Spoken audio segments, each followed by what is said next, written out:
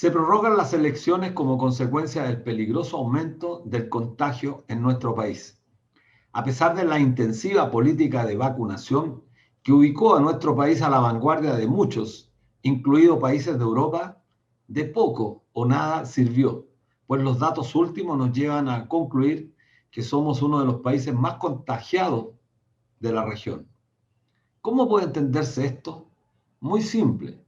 Piñera y su gobierno han persistido durante toda la pandemia en poner el foco en la actividad económica, escuchando más al gran empresariado que a los organismos especializados en la materia.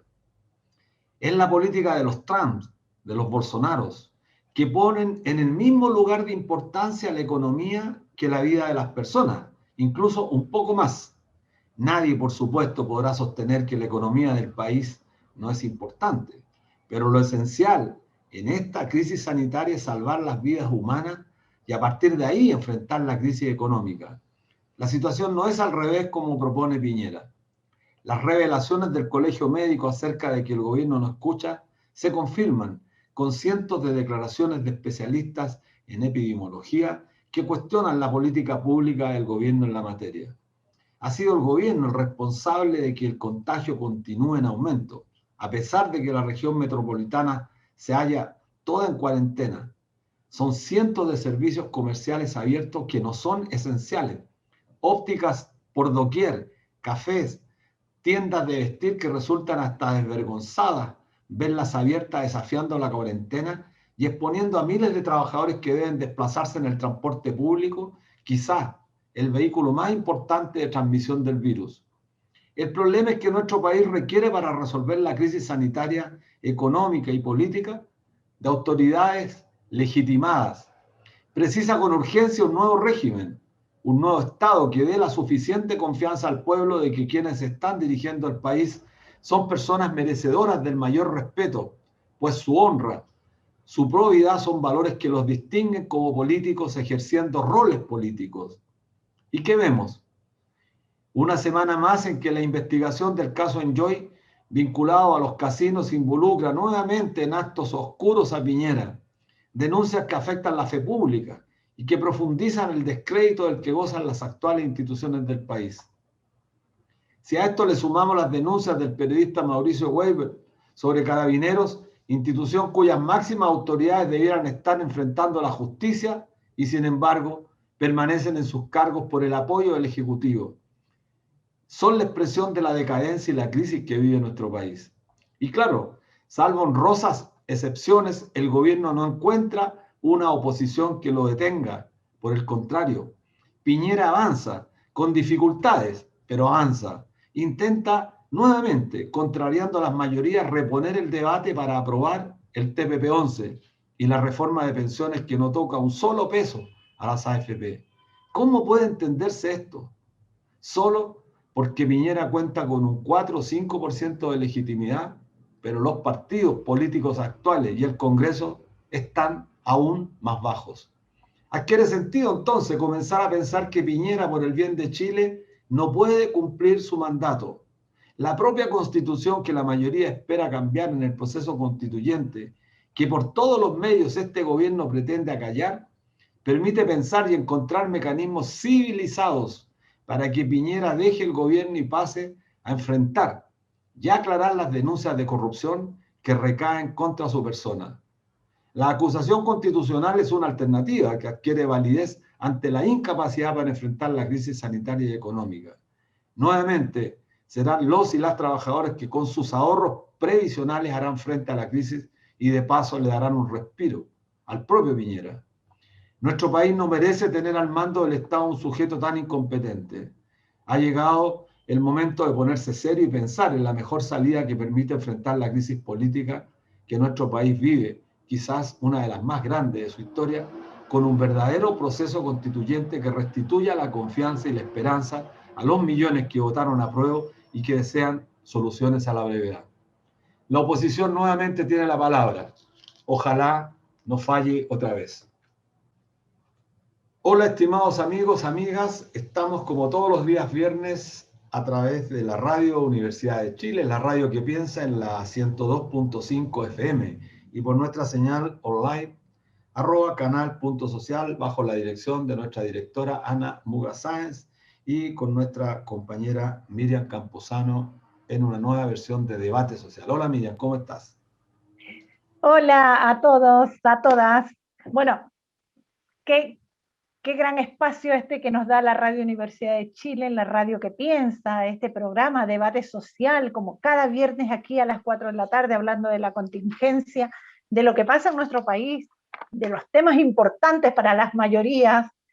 Y bueno, acostumbrada ya nos tiene este gobierno, como tú lo decías, con tan baja aprobación y que sigue legislando sus propuestas y que sigue aún sacando sus proyectos, que ya no nos sorprende, pero sí mantiene esa, esa llama viva del poblador, del trabajador, del hombre, de la mujer, de trabajo, de esfuerzo, esa llama viva de seguir en la lucha por un nuevo Chile. No es posible que con tan baja aprobación se siga legislando para cumplirle los deseos al mandatario que muy popularmente se lo llama el pequeño dictador. Bueno, todos los viernes nos sorprende, porque ayer jueves no fue la excepción, informó el tema de los contagios que siguen subiendo y a partir del lunes 5 entonces cambian las medidas sanitarias con estos cambios que son un poco tardíos, pero que no dejan de indiferentes a nadie, porque la tasa de contagios sigue aumentando, porque tenemos más niños contagiados, porque la propuesta del ministro de Educación de abrir los colegios presencialmente también fue una decisión equívoca, y cada vez que se equivocan como que remedian, pero a su manera, por el mal Sí. menor. ¿Sabes tú que Francia, por ejemplo, anoche escuchaba, antenoche a Macron, que van a tirar una cuarentena muy dura, 4 semanas, pero una cuarentena en todo Francia, todo Francia. Nadie podrá andar por las calles. Mira, es tan absurdo este tema de las cuarentenas que toda la región metropolitana se halla hoy día confinada, comillas, pero tú vienes al centro de Santiago, la calle Puente, la calle Ahumada, 21 de Mayo, está completamente como si fuera un día normal. Las tiendas están abiertas, los cafés están abiertos, Starbucks están abiertos. ¿Qué tienen de esenciales esas tiendas comerciales que además importa un peligro para quienes son los trabajadores y trabajadoras? Entonces, aquí se ha hecho cualquier cosa que no se corresponde con una política seria. Pero más aún el tema económico. Se ha planteado derechamente que este gobierno debe dejar de hacer planteamientos de mejora económica, pero con letras chicas. Y aquí lo que se requiere es una renta básica, universal, de manera urgente para todos los y las chilenas, equivalente al ingreso mínimo, de forma tal que podamos enfrentar esta pandemia realmente para resolver el tema del contagio y que la ciudadanía coopere en la medida que tiene ingresos. Pero si la gente no tiene ingresos va a tener que salir a buscar pega y eso implica contagiarse. Así es, bueno, estas medidas siempre tienen la letra chica, como tú lo dices. Es el caso, por ejemplo, del tardío cierre de la frontera. Hablaron de que van a restringir los viajes por el mes de abril nomás para chilenas y extranjeros residentes. Pero sin embargo, que la letra chica dice que se puede solicitar un permiso en caso de alguna situación extraordinaria. Y bueno, es lo que ha pasado en todas estas cuarentenas, que uno puede sacar permiso para ir a la farmacia, permiso para ir al supermercado, permiso para transitar. Entonces, la gente que necesariamente se ve obligada a salir recurre a la comisaría virtual y la vemos todos los días eh, en las calles. Así. Ni que hablar del parque automotriz. Cada vez hay Sí, más autos en oye, las calles. claro, el problema es que cuando estamos frente a un gobierno que ha perdido absolutamente todo grado de legitimidad, la ciudadanía ya no escucha, la ciudadanía se revela en los hechos. La ciudadanía en nuestro país no hace caso a la autoridad por varias razones. La primera es que no les cree, la segunda porque los considera corruptos, la tercera porque cada vez que se muestran investigaciones serias como el periodismo que ha estado develando las vinculaciones de Piñera con los casinos Enjoy, la gente siente que está frente a un sujeto que goza de impunidad. Entonces la gente dice, bueno, ¿por qué tendríamos nosotros que estar acatando normas cuyo primer transgresor de estas normas justamente el máximo jefe de Estado. Mira, pero pasando a otro punto que me parece relevante, es tal el nivel de impudicia en este país, es tal el nivel, yo diría, de decadencia, que hemos estado viendo el nivel de connivencia, el nivel de este maridaje entre el gran empresariado que justamente se opone a las grandes reformas de nuestro país, con la clase política, con la derecha.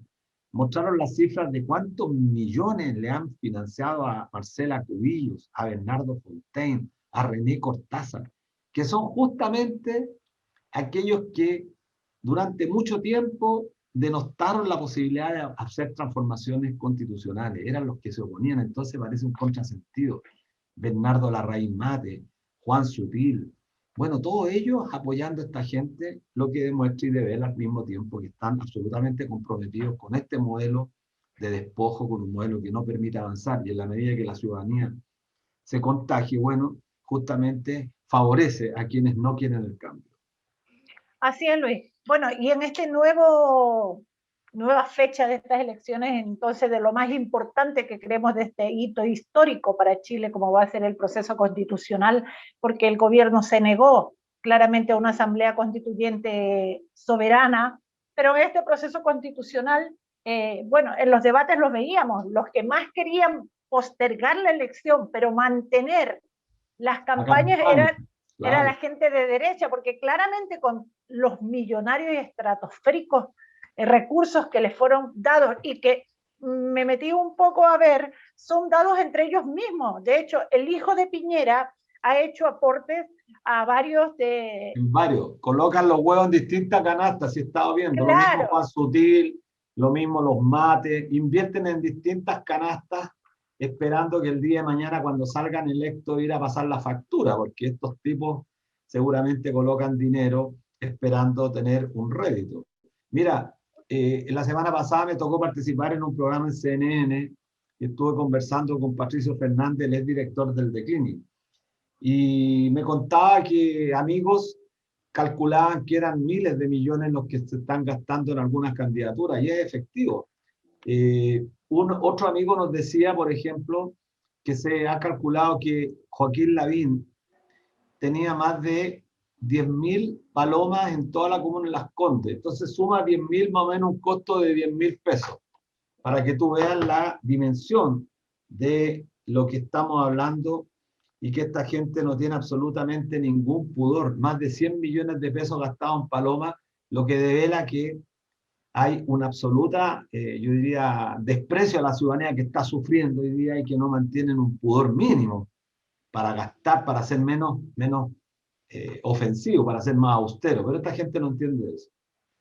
Así, bueno, claramente no tienen ningún pudor, porque pedir que mantener una cuarentena y una postergación de elecciones, pero sin embargo mantenerse en campaña es porque los recursos de les los sobran tienen, ellos, claro. Les sobran, versus los independientes que cada vez son más aplastados, los independientes de verdad, representantes genuinos. No estamos hablando de los independientes con intereses creados o que se escudan bajo el alero de un partido político donde los aportes son millonarios. Sí.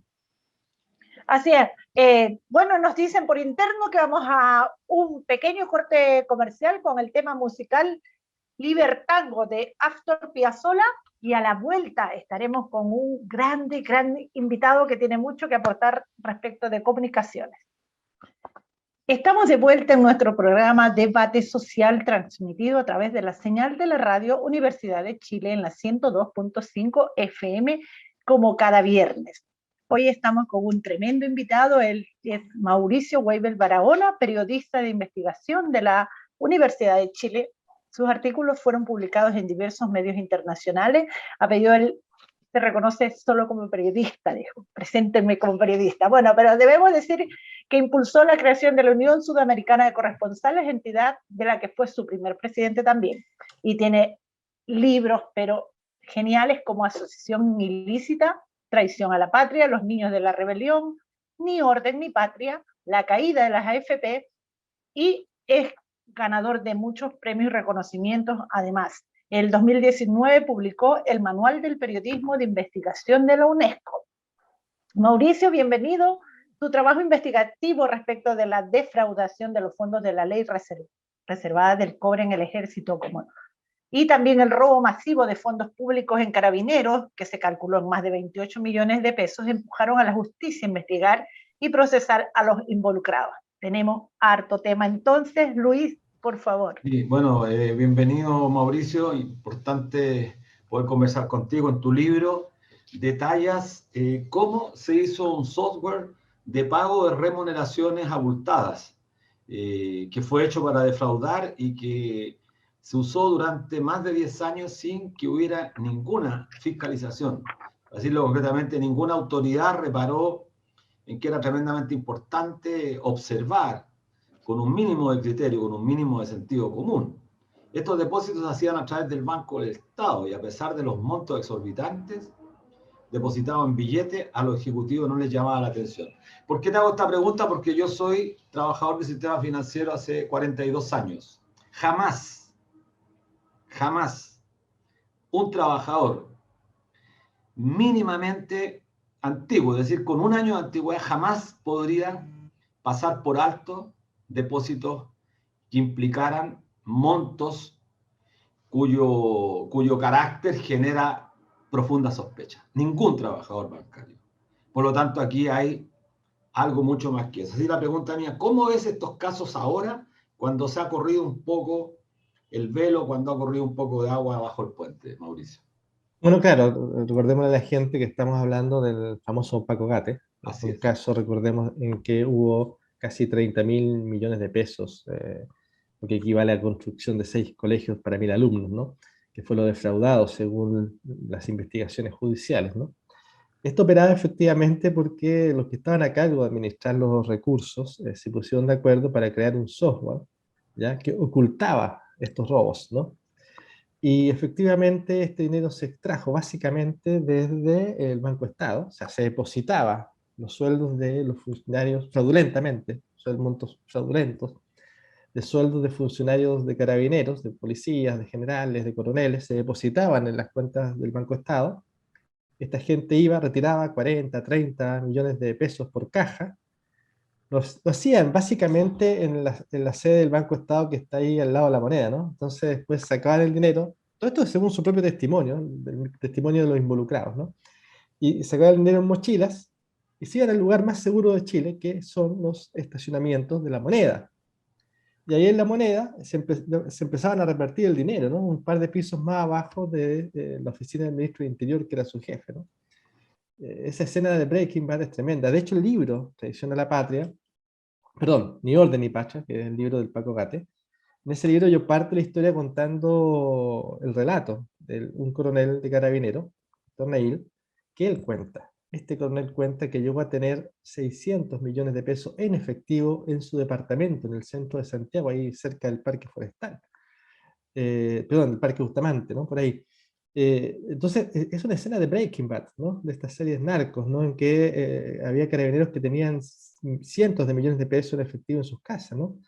Había otros, por ejemplo, otros carabineros, coroneles, incluso que llegaban a declarar a las oficinas del OS9, creo que era, o S7, ya se me fue el nombre, el número, pero llegaban a declaraban, y al terminar la declaración sacaban su mochila y decían, mire, yo vengo a devolver 30, vengo a devolver 80 millones. Bueno, lo cierto es que los fraudes estos son parte de la corrupción general del sistema político, ¿no? Yo siempre digo que mientras nosotros estábamos en decline hablando sobre la corrupción militar, el Milico Gate, el Paco Gate, en CIPER estaban hablando de la corrupción política, ¿no? Partimos de forma simultánea hablando de las dos cosas. Por un lado, nosotros hablando de corrupción militar, policial, y en CIPER hablando de la corrupción empresarial política. Desde el año 2014, con mucha más fuerza que antes, quizás 2015, 16, 17, y bueno, eso fue lo que ayudó a revelar todo esto, ¿no? Porque finalmente las Fuerzas Armadas, si dentro están llenas de corrupción, es porque la élite política está actuando corruptamente. Ha habido investigación y varios sancionados, claro, pero ¿han sido sancionados los responsables en estos casos? En este caso, ¿los peces gordos cayeron o no cayeron? ¿Ha habido alguna corrección a todos estos aspectos que permitieron este tremendo desfalco a las arcas fiscales, según tu visión? Bueno, son dos casos distintos. En el caso de Carabineros, eso está en el sistema nuevo, que es bastante más expedito y más rápido, ya avanzado con más velocidad. Evidentemente los montos nunca se van a recuperar, o sea, este dinero ya se gastó. ¿Ah? O sea, ya aquí hubo gente que se lo gastó en viajes, que está aumentado, en lujos, en casa, eso ya se gastó, ¿no? Para que la gente lo entienda, ¿no? Durante años salían las noticias que se contrataban más carabineros. Nunca se contrataron. Se fue a esto. Bueno, y otra cosa es lo que sucede con el fraude, o los fraudes gigantescos al interior del ejército. Ese dinero no se va a recuperar y ese juicio va a durar 10, 15 años más porque está en la justicia militar. Y ese es un sistema muchísimo más lento, ¿no? La verdad es que hay una gran duda hoy de si eso va a avanzar todo lo que uno quisiera. Hoy día el caso de la corrupción militar, de la corrupción en el ejército, lo lleva la ministra Ron Rutherford, que ha sido una ministra tremendamente corajuda, tremendamente acuciosa. Recordemos que ha mandado a la cárcel a varios generales, que ha procesado a los 4 últimos comandantes en jefe del ejército. Pero claro, a la ministra se acaba el tiempo en esta investigación, el sistema antiguo es muchísimo más lento, y existe la duda de quién va a ser el juez o ministro que la reemplace, ¿no? Si tú con un ministro proclive a las Fuerzas Armadas, estos lo van a tapar. Esto lo van a tapar. Entonces, lo que queda por delante es ver cómo la sociedad, no la élite, cómo la sociedad es capaz de exigir que aquí haya justicia. Qué buena, Mauricio, creo que es muy bueno señalar como título a toda esta trama, recordar la serie de televisión Breaking Bad. Esta serie de televisión, para quienes no la han visto, trata de un profesor de química que se corrompe de la noche a la mañana, se convierte en una suerte de narco, empieza a producir, profesor de química, empieza a producir droga, y como bien decías tú, en su casa guardaba millones y millones de dólares. Cuando esta imagen que tú recuerdas en tu texto acerca de que un oficial mantenía 600 millones de pesos en efectivo en el departamento es francamente increíble.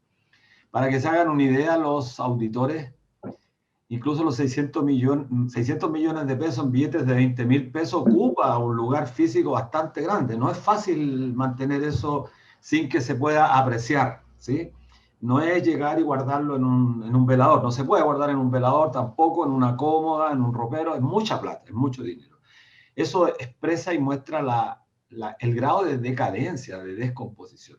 Y yo te quería preguntar, porque esto a nosotros nos lleva a otro aspecto que quisiéramos conocer tu opinión, es si ves relación directa entre la corrupción que ha albergado durante tantos años a estas instituciones, porque son 47 años, y esto viene, esta decadencia arrastra desde el golpe de Estado.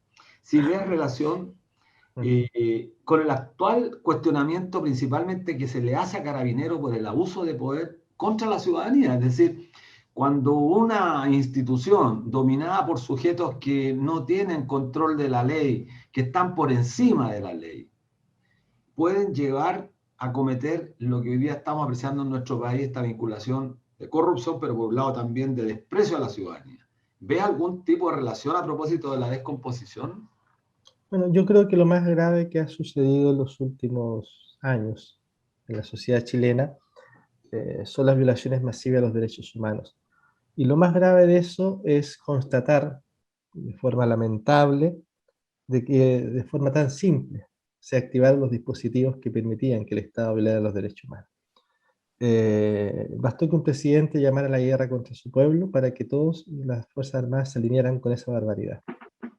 Y por lo menos sí se alineara de forma operativa a Carabineros. Creo que evidentemente es una institución que está completamente corrompida. Es una institución donde hay robos masivos, ¿ya? No de 1 o 2 personas. Recordemos que en el Paco Gate los investigados fueron más de 100, ¿no?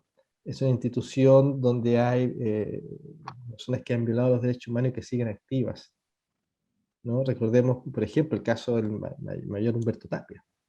Le dispara a un chico migrante adolescente, lo hiere. Nadie hace nada para separarlo o sacarlo, y un par de días después entra disparando a un colegio de niños. Claudio Crespo, que es el que deja ciego a Gustavo Gatica, tenía muchos antecedentes y nadie lo detiene. Es una institución peligrosísima. Yo llego a tener la sensación de que es una banda delictual. Es una institución donde está lleno de montajes judiciales, pruebas falsas. Recordemos el caso Huracán, un caso en que estaban involucrados desde generales hacia abajo. Entonces, estamos hablando de una institución que se ha colombianizado, por decirlo de alguna forma, se ha mexicanizado profundamente, ¿ya? Mucho se habló del riesgo de que Chile se convirtiera en una Chilezuela, una expresión muy poco feliz, pero creo que lo que hoy día sucedió, no es que haya un riesgo, lo que sucedió aquí es que la élite política, con sus decisiones, acercó mucho, precarizó mucho la institucionalidad y nos acercó a los niveles de precariedad institucional de países como Colombia y México. Dos países fantásticos y maravillosos, pero que donde sus élites usaron ya las policías para mantener sus privilegios, o los narcos capturados las policías. Y hoy día lo que vemos es eso, vemos la penetración de los narcos en la policía y vemos la penetración de la corrupción en las Fuerzas Armadas. Interesante Entonces, eso, sí. entonces lo que hoy día nosotros tenemos no es un país mucho más cercano a Colombia, con prácticas represivas, con ataques, ¿no?, a los movimientos sociales, con espionaje, en fin, que un país democrático. O sea, la democracia en Chile está profundamente precarizada, vamos a tener que hacer un esfuerzo gigantesco para reconstruirla, y sobre todo para construir el liderazgo social, ¿no? Yo sí me imagino que una vez que se instale la Asamblea Constituyente y que esté al porte del proceso presidencial, el poder del gobierno se reduce a cero casi. Mauricio. Evidentemente va a haber un presidente de la Constituyente que va a ser mucho más importante que el propio presidente de la República. Obvio. Bueno, respecto de lo que dice, bueno, una institución que está al servicio de este gobierno y de este presidente que vive en su cabeza una guerra contra el pueblo y que es capaz hasta de levantar pruebas falsas o testimonios falsos, donde la mayoría de los presos políticos de la revuelta son gente que viene de estratos sociales bajos, de comunas populares. Bueno, todos los jóvenes sin antecedentes penales, pero que están en una prevención, en una detención ya de más de un año. ¿Refundación o reformación, según tu opinión? Yo creo que es una decisión muy compleja. No puedes dejar un país sin policía, pero esta policía no puede seguir. Y como todos los procesos de cambio complejos, esto va a implicar una transición, ¿no? Pero yo creo que efectivamente el nombre Carabineros desaparece. Efectivamente el uniforme y todos los símbolos y toda la cultura de esta policía tienen que desaparecer. Sí. Probablemente bueno, va a haber gente que se mantenga en cargos, ¿no? No sé, lo administrativo. Lo otro que es importante es que el control de los recursos deje de ser de la policía y pase a ser de los civiles. Así. Bueno, recientemente, a la pregunta de fondo que iba, el séptimo Tribunal de Garantía declaró admisible una querella que interpusiste contra las autoridades del Ejército por el espionaje del cual fuiste objeto a raíz de las investigaciones que desencadenaron en este caso de Emilio Cogate. Situación extremadamente grave, por demás, por la seguridad de tu equipo y de ti mismo, pero también para la libertad de información en este país que se llama democrático, que se dice democrático. ¿Qué esperas entonces de esta querella? ¿Cómo evitar que vuelva a suceder? Bueno, hace pocos días también conocimos un caso. Bueno, mira, a ver, pongamos el contexto. Yo creo que desde la revuelta social la seguridad de los periodistas se ha fragilizado profundamente en Chile. Tenemos no uno ni dos, sino decenas de casos de periodistas agredidos. El mío es uno más. Tenemos casos de periodistas, mujeres desnudadas en las comisarías de Arica mientras hacían su trabajo, ¿no? Tenemos casos de periodistas en Valparaíso que fueron detenidos con cámaras grabando y contra los cuales después el gobierno presentó querellas. Tenemos casos de periodistas baleados, por ejemplo, el camarógrafo que trabajaba con Darío Klein de CNN Internacional, la fotoperiodista Paula Cunzo de New York Times, golpeada. En fin, tenemos muchísimos casos. Es una situación de profunda precariedad de la libertad de expresión Y eso es muy, muy complejo a puertas del proceso electoral más importante de nuestra historia. En la legislación internacional, los periodistas somos asimilados a los defensores de derechos humanos por el rol que cumplimos en la sociedad. Los estados nos tienen que dar garantías reforzadas, y lo que hoy está ocurriendo es lo contrario. Y un solo dato, ¿no? El gobierno ha presentado 3.200 querellas contra personas que han hecho destrozos, supuestamente, en las manifestaciones. Ni una querella contra los agresores de periodistas. Eso muestra una falta de convicción absoluta con respecto a la necesidad de defender la libertad de expresión. En el caso mío, para recordar, mientras yo estaba investigando la corrupción militar, el ejército presentó un documento fraudulento ante la justicia. Y digo fraudulento porque pusieron mi número de teléfono, pero pusieron un nombre falso y una nacionalidad falsa para espiarme. A mí y a mi familia, ¿no? Hoy día eso se descubrió, hemos descubierto que esto fue un fraude, que esto fue una situación absolutamente, no solo antidemocrática, sino que antirregular, en fin, todos los calificativos que se nos ocurra. Por esa razón yo he puesto una querella y he pedido también al Consejo de Defensa del Estado que se haga parte. Entiendo que hoy día se vota fue invitado a la Comisión de Defensa de la Cámara, probable que vaya al Senado, y entiendo que hoy día se vota en la Cámara de Diputados también un principio de acuerdo pidiéndole al presidente que tome medidas, ¿no? Porque aquí lo que ocurre, ¿no?, es que hay un ejército, un comandante en jefe, un jefe del DINE, que le mintieron al Poder Judicial, mintieron al gobierno, mintieron al Congreso, y siguen en sus cargos, pese a haber delinquido. Es brutal. ¿Tú no has tenido la posibilidad, Mauricio, de conversar con algunos congresistas, con algunos diputados, senadores sobre este tema, de forma que asuman una acción más proactiva en términos de convertirse también en tanto congresistas que tienen un mandato en convertirse en sujetos que busquen también la verdad y por esa vía erradicar la corrupción? ¿Has tenido apoyo? Bueno, he tenido conversaciones que son privadas y las dejo en ese ámbito, y claro, efectivamente la próxima semana tengo que ir a la Comisión de Defensa, que la dirige la abogada Carmen Hersh, que también citó al ministro de Defensa y al comandante en jefe de ejército. Si ellos van, no tengo idea, yo imagino que el ejército no va a ir a dar la cara, y no sé si el ministro de Defensa, yo sí voy a ir, que es por Zoom, por cierto, pero evidentemente yo le agradezco a los parlamentarios, además, que han pedido que aquí se tomen medidas, ¿no? Que ha sido bastante transversal, ¿no? Bastante transversal. Y también quiero hacer, porque esto, bueno, esto fue considerado uno de los casos más graves de atentado a la libertad de expresión en últimos tiempos por organismos internacionales, por Human Rights Watch, que yo me reuní un minuto con Vivanco, por Amnistía Internacional, por Reporteros Sin Fronteras. Es gravísimo. Es gravísimo que un ejército en democracia espíe a un periodista engañando al Poder Judicial y mintiéndole al Congreso. Y que ese jefe castrense esté en el cargo. Es de la mayor gravedad. Pero lo grave no es que el jefe se mantenga, es que tenga el apoyo del presidente. Bueno, Mauricio, te paso. Sí, es una situación insólita que ofende, pero al mismo tiempo también violenta un poco. Violenta tomar conocimiento de que se puede dar este fenómeno en un país. Claro, yo diría, bajo la égida de un presidente que es absolutamente corrupto. Entonces, claro, podemos esperar cualquier cosa. Yo te voy a llevar a otro tema, pero que tiene de alguna manera relación. A ti te despidieron de Televisión Nacional por proponer una investigación respecto de las AFP. Y sacaste un libro muy interesante que se llama La caída de las AFP.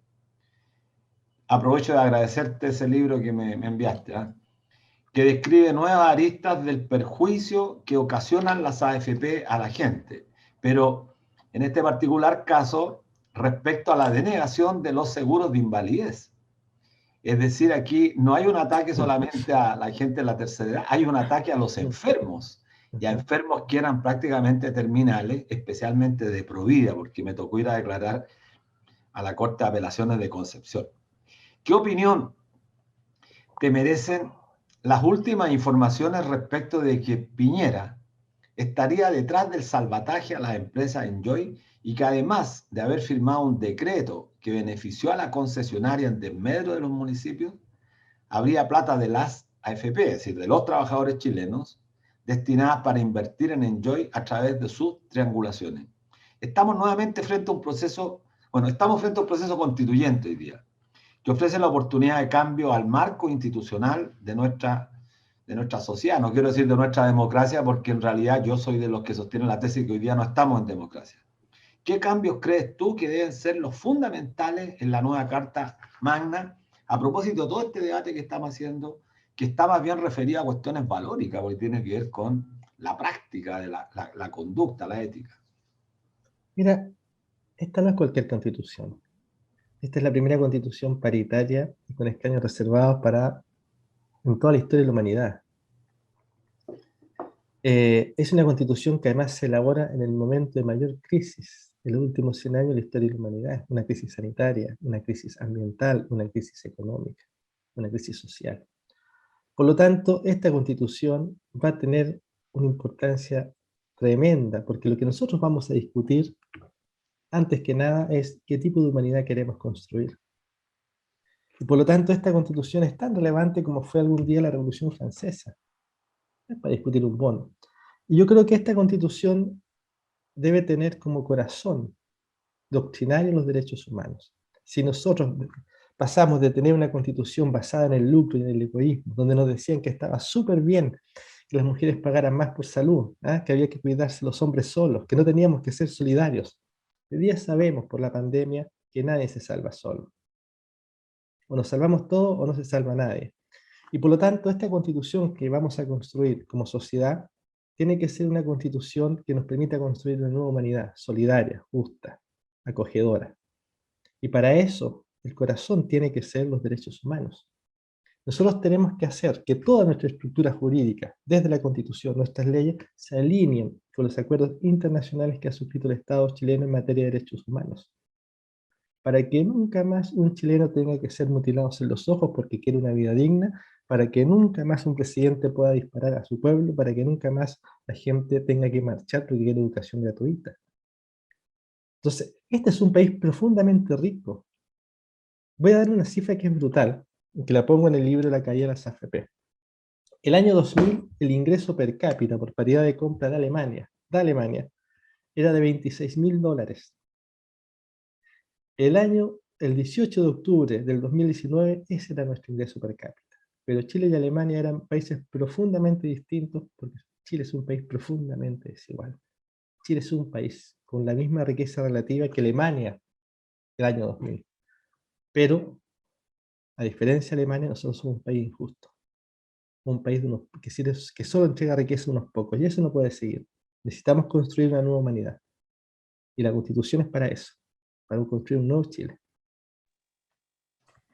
Así pues, Mauricio, me parece como muy acertada tu opinión, tu visión respecto a lo que queremos con este nuevo proceso constituyente.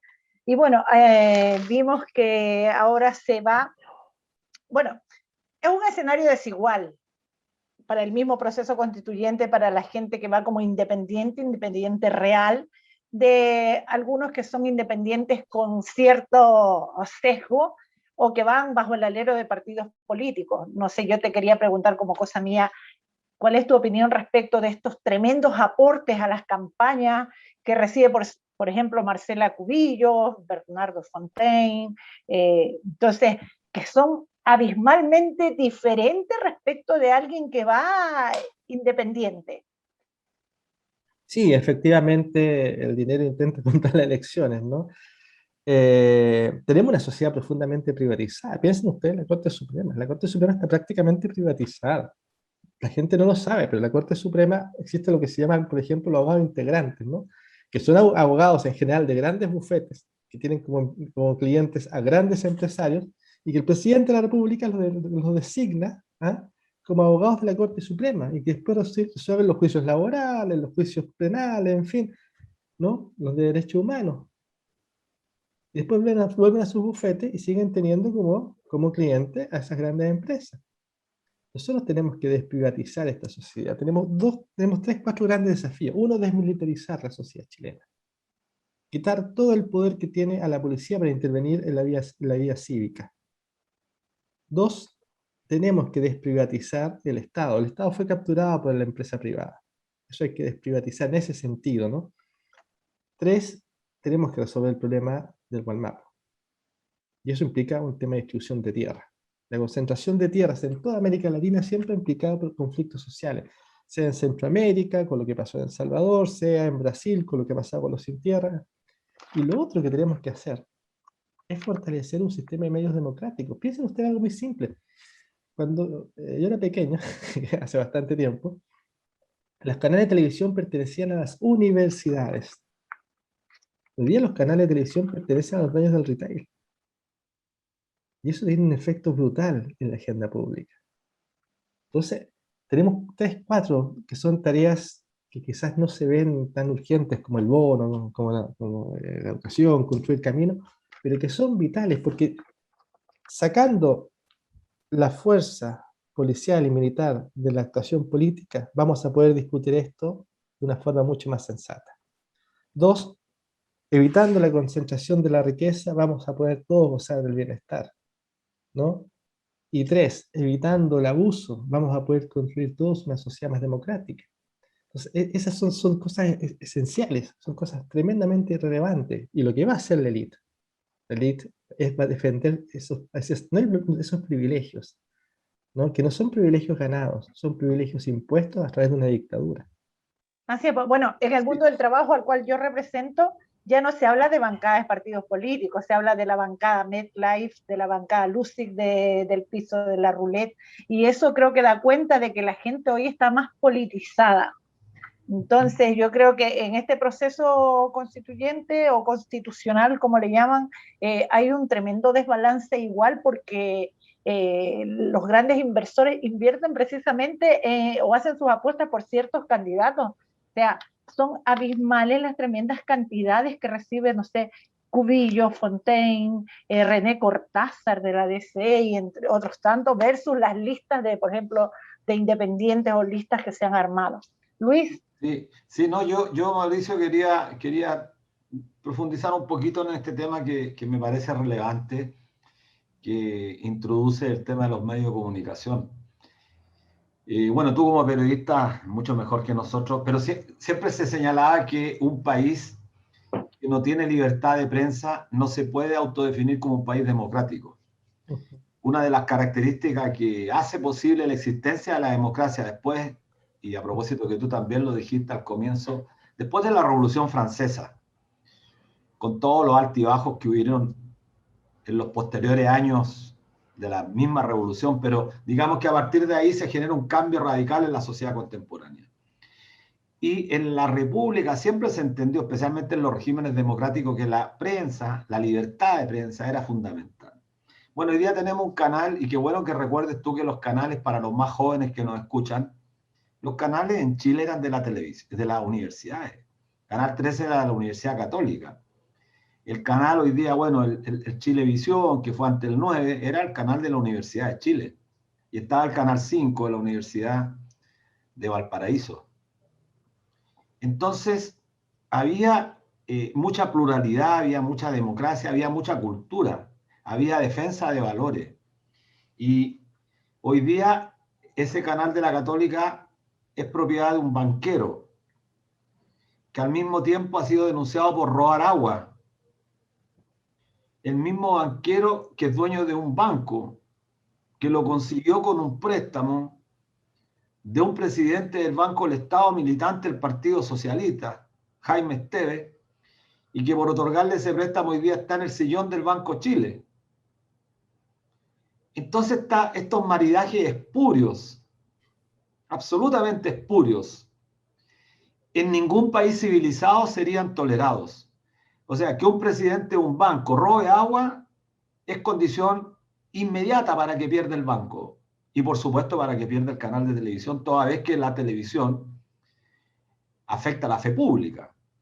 Y tenemos el canal, el Mega, que es el dueño de Falabella, es decir, tenemos una concentración brutal. ¿Cómo tú, que conoces quizás experiencias de países más desarrollados, cómo crees que debiera haber una fórmula para establecer en la Constitución la garantía de que los y las chilenas vamos a ser informados a través de medios ecuánimes, medios democráticos?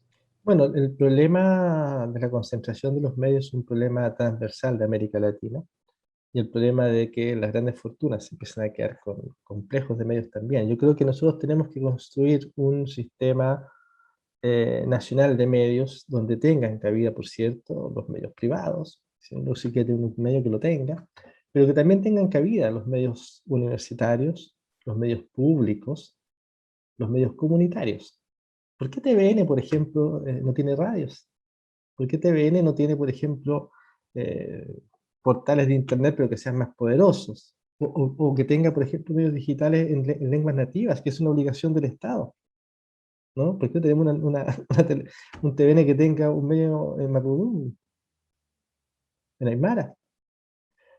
Entonces, nosotros tenemos que ser capaces de construir un sistema de medios como hizo Uruguay. No estamos hablando de algo imposible. Hay experiencia en Sudáfrica, en Uruguay, donde se equilibró y se dijo, mire, si usted es dueño de un canal de televisión, no puede ser al mismo tiempo dueño de un diario y de 7 radios, ¿no? O sea, no, usted no puede acaparar el debate público. Usted no puede monopolizar por la vía del dinero el debate público. Una sociedad democrática requiere que existan muchos relatos, requiere que se incentive la tolerancia. Y eso es lo que hoy día no ocurre, ¿no? Yo sí temo que desde el primer gobierno de Piñera hay una precarización muy grande, bueno, y también por el abandono de los gobiernos de la concertación, hay una precarización muy grande de TVN, que hay un intento por casi destruirla, y creo que eso va a requerir un esfuerzo importante, recursos, salvar la televisión pública, sacarla de la estructura de un negocio privado, que no lo es, no lo es televisión pública, y tiene que funcionar como funciona la BBC, o como funciona Deutsche Welle, en fin, como televisión pública. Y nosotros tenemos que dar ese camino, ¿no? Yo me alegro mucho que cuando se hicieron los debates constituyentes en el segundo gobierno de Bachelet, entre las primeras 10 prioridades de la gente estaba el tema de la libertad de prensa. ¿Por qué es tan importante la libertad de prensa? Y con esto termino esta idea. Porque de todos los derechos humanos, hay solo uno que permite reclamar por todos los demás, que es la libertad de expresión. Y por eso todos los gobiernos autoritarios de distintos signos, izquierda, centro, los teocráticos, los que sea, atacan a la libertad de prensa. ¿Por qué? Porque la libertad de prensa lo que le permite a los ciudadanos de expresión es reclamar por todos los demás derechos. Por eso es que se ataca a la prensa y la libertad de expresión en general. Bien, Mauricio, bueno, coincidimos plenamente, se ha convertido en otro poder el tema de los medios de comunicación, de homogenizar estos medios para servir a un grupo empresarial, y que realmente la gente ya no cree mucho, pero que los estratos populares no les queda otro medio de entretención que la televisión abierta, y se ha convertido entonces en un poder para ellos, donde han invertido y les han cosechado obviamente tremendas buenas cosechas para ellos. Nos dicen por interno que ha llegado el momento de despedirnos. Ha sido una conversación pero gratificante la de hoy. Agradecemos a ti, Mauricio, por el tiempo, por la disponibilidad, y a cada una de las personas que cada viernes nos escuchan en la 102.5 Radio Universidad de Chile. Luis. No, gracias, Mauricio, y bueno, mucha salud y a seguir produciendo, que es un aporte gigantesco al proceso democrático. Así que un gran abrazo, Mauricio. Un abrazo a ustedes y nada, pues cuídense harto. A cuidarse mucho, sí, ese es el mensaje.